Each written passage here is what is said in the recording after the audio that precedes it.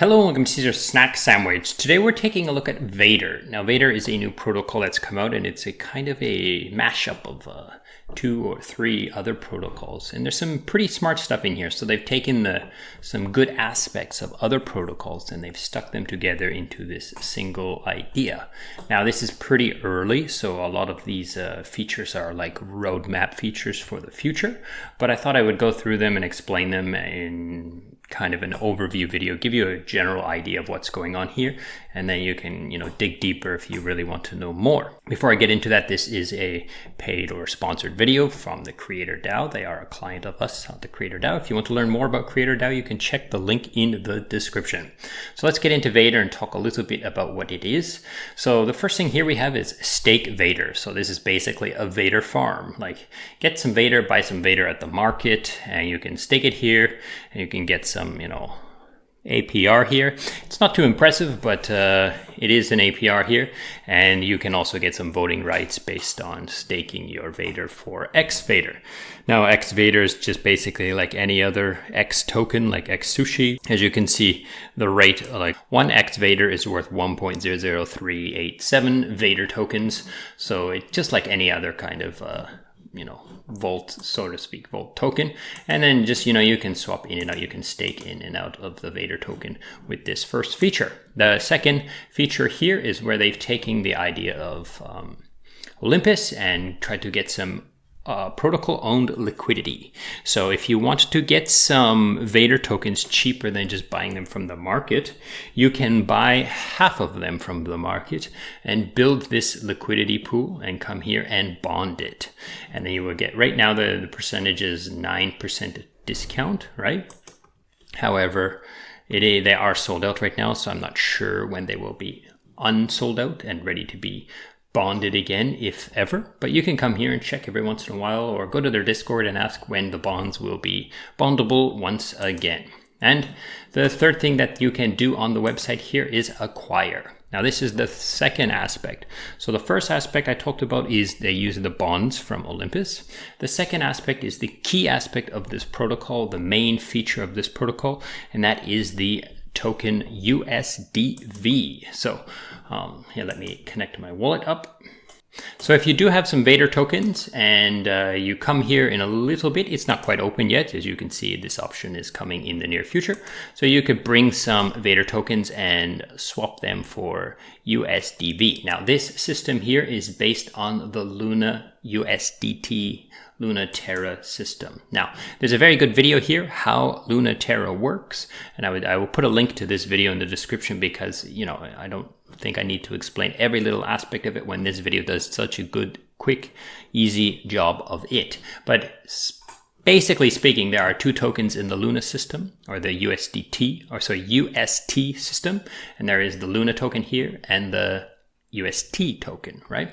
Now, basically there is a automatic minting where if the peg of UST is above, then they're going to take some Luna tokens and mint more UST tokens so that there is a surplus of UST over demand, and then people will hopefully sell them down and it will go back down to 1 peg. And if it's below peg, then they will burn UST for Luna and put Luna back into the supply. You can find out more how this works. That's just a general idea of how it works. And VADER program has basically adopted this feature for their USDV token. Now, there is also arbitrage opportunities out in the market where you can arb versus this and curve pools and stuff like that. Okay. So that's the 3 features that are most likely coming up live, but there are some more in the pipeline, and these are the interest ones. So they have this based on Thorchain's continuous liquidity pools. Now, what is a continuous liquidity pool? It's pretty interesting. There's some couple features in here that make it really stand out. So the first feature here is called liquidity dependent slip fees. Now, what is that? If I go over here and you can read through this, you can pause the video and read all these, or you can find them in in the Thor chain. So if you go here, right here, the Thor chain, click here, and then you can go down and find liquidity model and find it. And basically what the main feature here is basically the trading fee penalizes people for being impatient. Now, what does that mean? So as there's more and more price impact on the token, then the fee keeps going up. And as the price impact stabilizes, the fee goes back down, close to what the word they put here, where is it? Asymptotes. I had to look this up, and basically I think it means it goes back down to almost near zero. So as there's no trading, as people wait it out and the price stabilizes, then the fee goes down and incentivize people to trade it again. And then as the people start trading, and the price of the token that they're trading worth then goes up, like, is getting impacted quite a bit, then the fee starts to rise to incentivize or to pay off the liquidity providers, to give the liquidity providers more money for basically the price impact that they're getting succumbed to. Now, so that's one of the main features, is this price impact slip-based fees, they call it. And the other is an impermanent loss protection. Now, all the AMA, so this like VADER program is going to create an AMA that's based on the Thor chain's continuous liquidity pools with this like slip-based fees and impermanent loss protection. Now, all of the liquidity pools in the AMA are going to be versus this USDV. So when people mint the VADER, they use the VADER to mint USDV. There is a specific place for it. And, these pools are the place where USDV is going to be used dominantly. Now, I do assume there will be a US dollar peg pool somewhere, but you can also put USDT versus USDV here and have that as a mechanism for stabilizing the peg as well. Now, the impermanent loss protection. So basically, they're saying that you're going to be able to supply liquidity and you're going to have impermanent loss protection. So, at the time when you deposit, they're going to take like a snapshot of what the value was. And then when the time you leave, if you're in a net negative, then they're going to subsidize you with something. Now, it doesn't say in here what they're going to subsidize you with, but if you dig deep into here, you notice that the Thor chain uses the Rune token, which is basically the VADER token for the VADER protocol.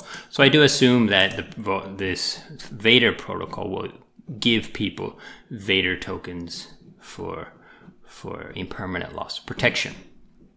So that's pretty much covers it for now. Just to give you a quick summary of the features, there are bonding, just like Olympus, protocol owned liquidity bonds. So you can buy VADER cheap if you provide bonds. And I assume there will be more and more bonds here as time goes by. There is minting the stablecoin versus the VADER, and then also burning the stablecoin for the VADER token. And then there's going to be these AMAs with these slip-based fees and impermanent loss protection.